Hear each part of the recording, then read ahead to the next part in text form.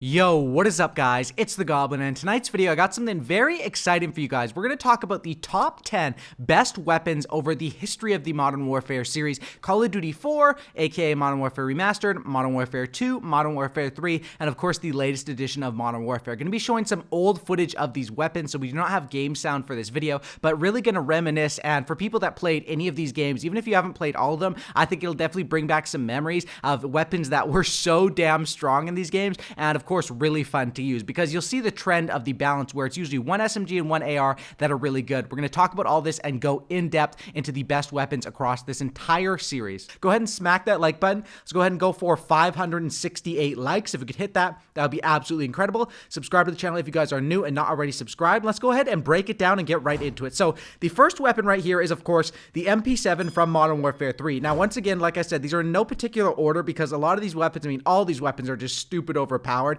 This is the top 10 out of the history of this, Infinity Ward Modern Warfare series. And I want you guys to leave in the comment section down below your top 3 once the video is done, so you guys can make a little bit of an order for yourself. But I'm going to leave these in no particular order and just talk about them because they each have their extreme strengths, of course, if they're going to make it onto this list. Now, the MP7.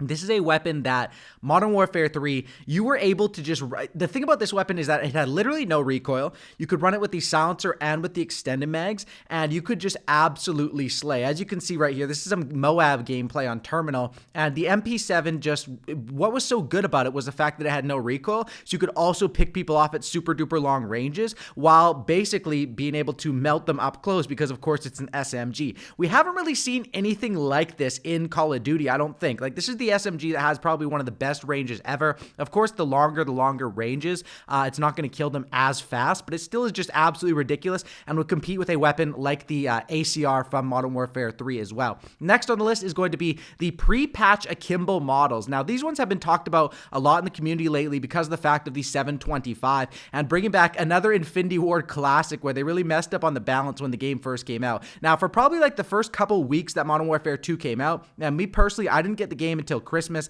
I was one of those Christmas noobs in Modern Warfare 2, had to, mom, please buy the game for me. But, these weapons were really ridiculous in those first couple of weeks. I would always watch gameplay, and of course, it was the big talk around the community because you can double fire these. You could also single fire one at a time and just pick people off at ridiculous ranges while also having, not too much of a downside to it. You can reload really quick. You can, you flip them around to reload, and you can just one-shot people literally halfway across the map. These things were ridiculous before they got nerfed. After the nerf, they ended up being, just a good weapon in this game, but you weren't able to get these ridiculous long shots like you could in the first couple of weeks of the game. It was absolutely insane. And anyone, if you guys actually were playing when these came out, I know there's going to be probably a small percentage of people watching this video, but let me know in the comment section down below who was actually playing Modern Warfare 2 on release. Next is going to be the FMG9 akimbo from Modern Warfare 3. These were also pre-patched. Once they got nerfed, they were still ridiculously strong. Probably stronger, after the nerf, they're probably stronger than the akimbo models. They nerfed those ones a little bit harder.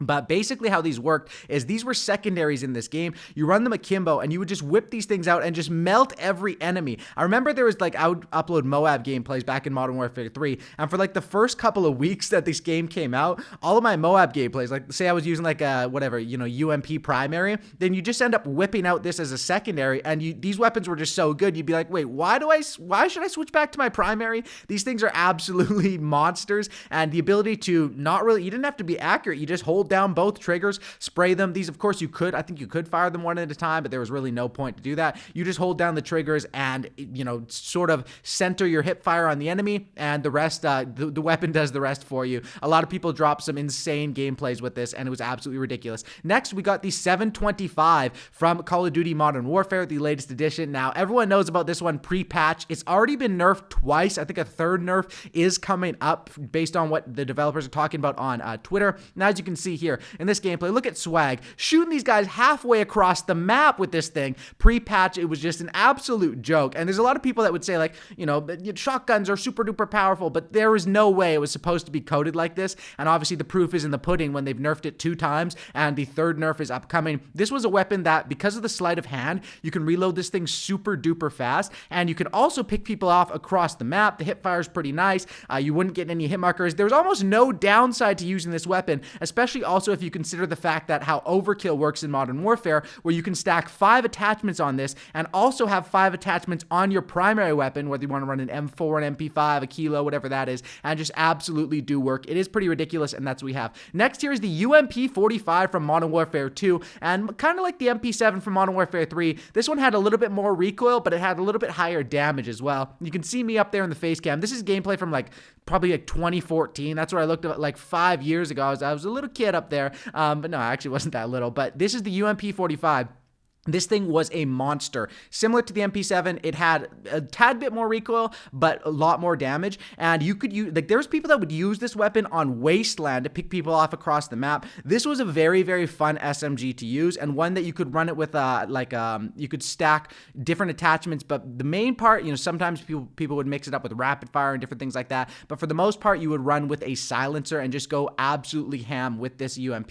And as you can see right here, popping off with the tactical nuke and a pretty funny reaction. Next is going to be the Modern Warfare 2 ACR. Now, if you ever watched competitive play, or if you know about Modern Warfare 2, this is probably the ultimate laser beam. This thing, you could just hold it down for probably a day and a half and no recoil at all. No recoil at all. One of the easier weapons to use. It did not have the highest damage, but it was very, very close. You might have a weapon like a Scar that had a higher damage than this, but when you could run this thing with a red dot, you could run this thing with the default sight, and the recoil is basically non-existent. This is a weapon that picking people off of a head glitch made it seem like just a walk in the park. It made it seem really, really easy when you had a weapon like this, and honestly, this was one that was really fun to use. And it's interesting how Modern Warfare 2, we had the UMP and the ACR, and they kind of recreated that with the ACR in Modern Warfare 3, but also with the MP7, which was the ultimate SMG in that game. This weapon was awesome. If you watch competitive play, this was one that they would all use. It's either FAMAS or the ACR or the UMP, and they were just dominating with this in competitive. I liked it, honestly, with the red dot on it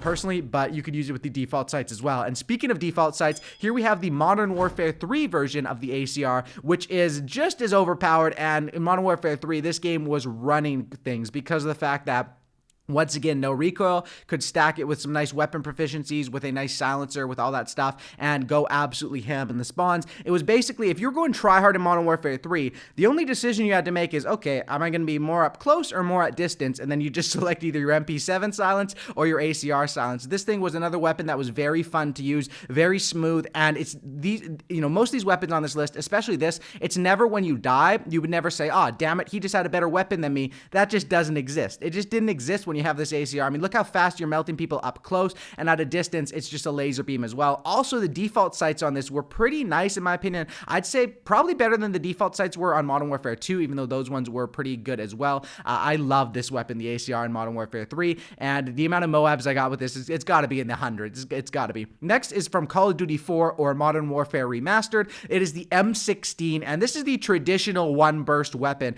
Call of Duty 4 is really where we saw the burst weapon take over, and you had some great ARs in that game, but all of them were outclassed by the fact of the M16, that you could just hold this thing down with the red dot, and this is one where you probably always would use a red dot, and one burst enemies, even at a distance. It was pretty ridiculous. Now, of course, in Call of Duty 4, it wasn't like you could stack the kill streaks as high. You had only your UAV, your airstrike, and then your chopper gunner, or not chopper gunner, but your helicopter. But the way that this weapon worked, it's just very, very consistent with the one burst kills, and we had the M16 in Modern Warfare 2 as well, but by the time that one came out, it was definitely a lot weaker than it was in Call of Duty 4. And then in Modern Warfare Remastered as well, the balancing basically stayed the same, and this weapon did the same sort of work. If they're running the Juggernaut, it might take you 2 bursts, but you slap on stopping power with this, and you're going to 1 burst most enemies. Of course, sometimes you might have to 2 burst them, but the fire rate, it also makes it so it's with the time to kill in that game, 2 bursting isn't as big of a deal like it would be in the newest Modern Warfare. Next, from Call of Duty 4 as well, is going to be the MP5. And like you see a lot of the combos coming